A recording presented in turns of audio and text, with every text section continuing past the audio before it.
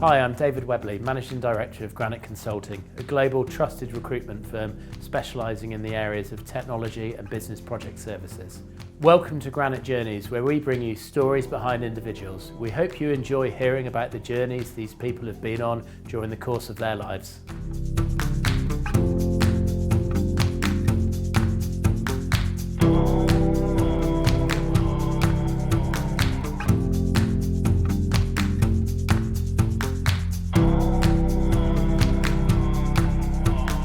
So name's Ben Bloomfield. I'm the General Manager of Technology for our Wagering and Media business at Tabcorp.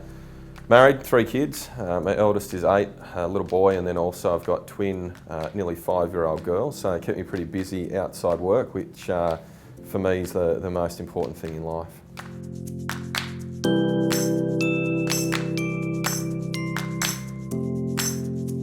For me, the best measure of success gets broken down into 2 parts. So it's a balance between personal and professional. So personally, it's having the right balance between work and then also what's going on outside work. So for me, the job isn't everything, and having that time with my wife and kids is extremely important.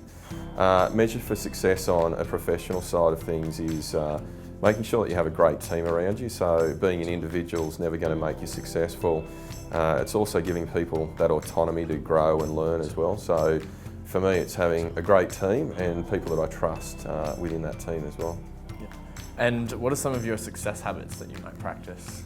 My success habits come back to probably my early days as a consultant before I ended up starting to work with Tabcorp. So for me, success habits is being customer focused and customer first. You've got to keep that in mind in whatever you're doing. I always strive for excellence as well. So making sure that you're doing a great job and also honouring your commitment. So if you're going to say you're going to do something, make sure you do it. And making sure that as part of that, as I said, making sure you keep the customer first. Yeah, absolutely.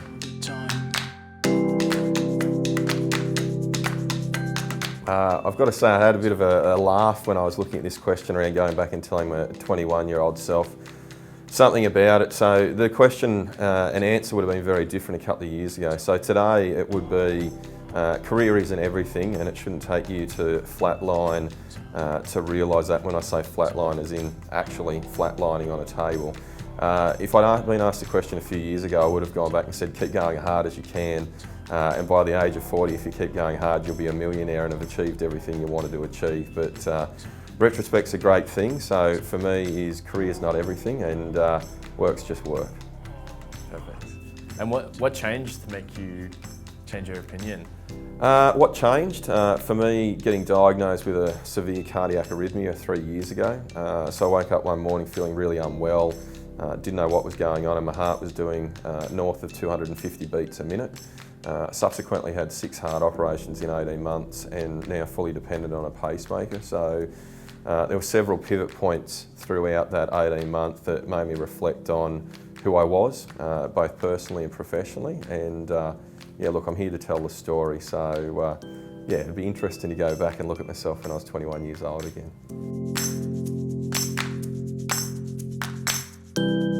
It was an interesting one. I had to step back. I don't get embarrassed. So personally, it takes a fair bit to get me embarrassed. You can probably tell by walking around with a mustache like this for the month that getting embarrassed isn't a big thing. For me, it was back in 2004.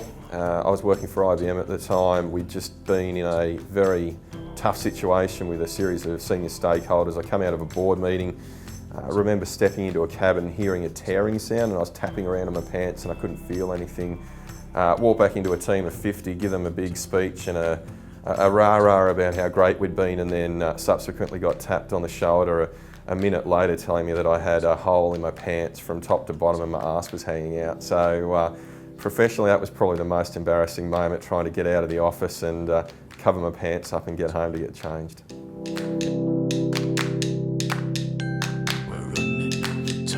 That's pretty simple. It'd be probably a few things, so I'd probably have to balance it out over the course of the week. But for me, yoga and meditation, which is really important to my day-to-day. I'll be out in a paddleboard, so out in the water somewhere, or doing a bit of yoga, and then most importantly spending some time with my wife and kids and spending that extra hour with them. It definitely wouldn't be work. I wouldn't spend an extra day at work every day if you were going to give me an extra one. We're running all the time. Yeah, again, it probably comes back to my personal story that I was just talking about a minute ago, is that I'd want to sit down and ask them what was the pivot point in their life that actually changed the direction of where they went, and what did it mean for them, and what came next after that. So I'd really ask them what was the pivot point in their life, and just sit there and listen and learn. So you personally believe that everyone sort of has that pivot point where they will change and sort of... Yeah, without a doubt. It was interesting in reflecting when I was sick. My dad always said to me, look, you'll hit a crossroad or a nexus in your life where you have to make a choice, and at the end of the day you've got to go down that road and take the data or whatever information you got at that point in time and just head down that path. So there's a series of junctures in your life that you need to look back on and reflect on and kind of go down a path. So for me, absolutely. Some are dramatic, some are less so, but I think every day we make a conscious choice to go a certain way and take a certain direction as well.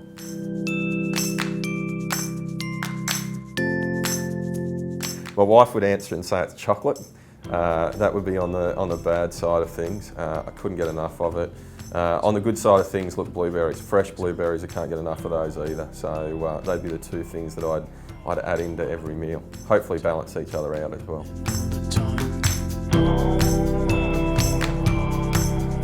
This was an interesting one as well. I'd actually go with a chameleon. Reason being is that I think they're able to adapt and morph to their environment really easily and blend. And I think that's important as well, is that you get put in certain situations in your life where you have to adapt. And you look at a chameleon and you go and look at them in their own surroundings, and they adapt. And for me, I think that's the most important thing in life, is that sometimes they're uncomfortable, but you've got to be able to adapt and morph and move. We're running all the time. We're running all the time. This one I think was easy for me. Look, I love data, and I love what the guys that wrote Freakonomics did.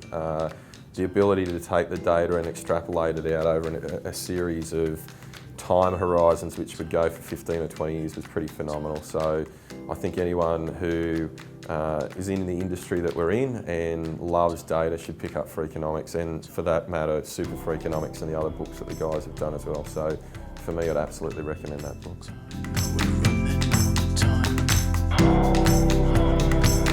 Never go to bed angry. It's a pretty easy one. Look, I'll give myself a plug. It's the title of a book that I wrote myself, but if I reflect back on my life, the day that I was diagnosed with my condition, I walked out of the house full of bravado and anger, and I didn't speak to my wife and I didn't say goodbye to my kids either. So for me, going back on life is, look, you can never go to bed angry. Look, you never know what's going to happen the next day or what it'll mean. So yeah, for me, that's the most important thing in life and the most important quote as well.